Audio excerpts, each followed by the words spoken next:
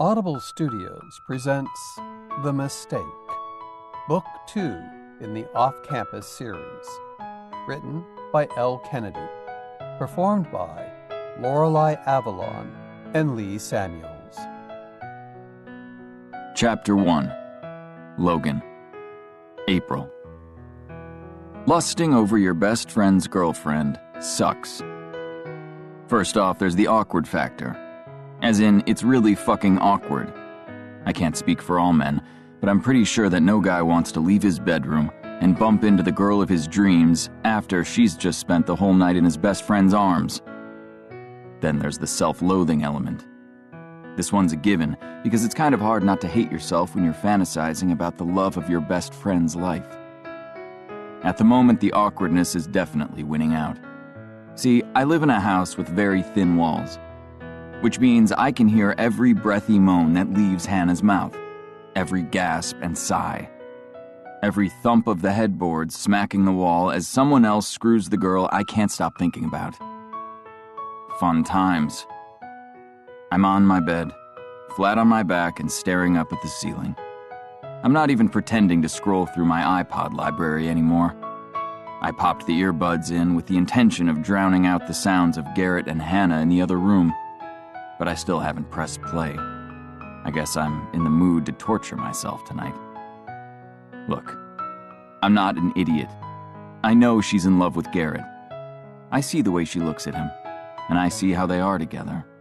They've been a couple for 6 months now, and not even I, the worst friend on the planet, can deny they're perfect for each other.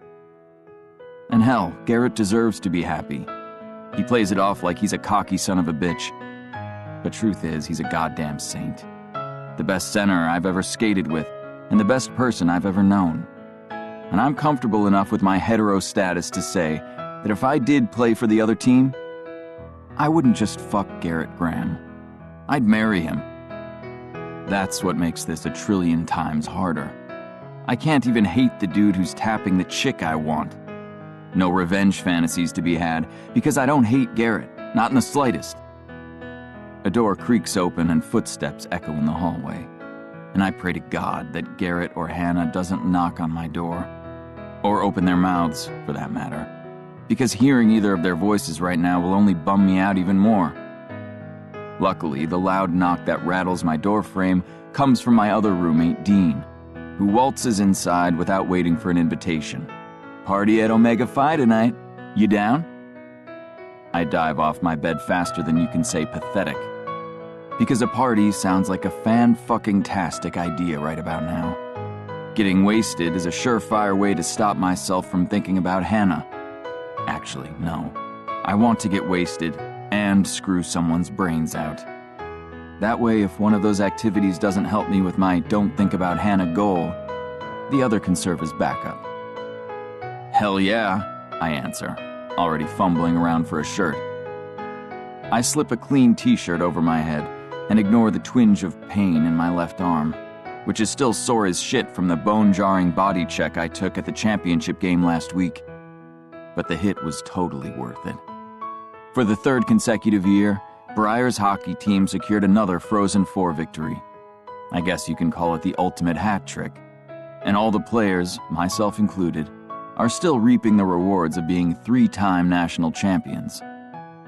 Dean, one of my fellow defensemen, calls it the 3 P's of victory: parties, praise, and pussy. It's a pretty fair assessment of the situation, because I've been on the receiving end of all 3 since our big win. "You gonna be the DD?"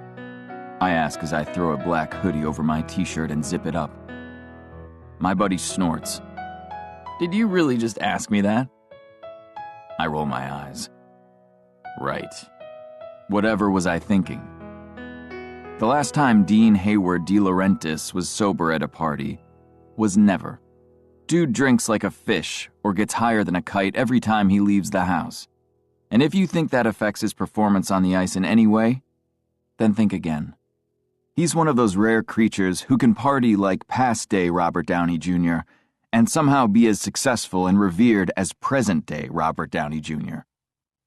"Don't worry, Tuck's the DD," Dean tells me, referring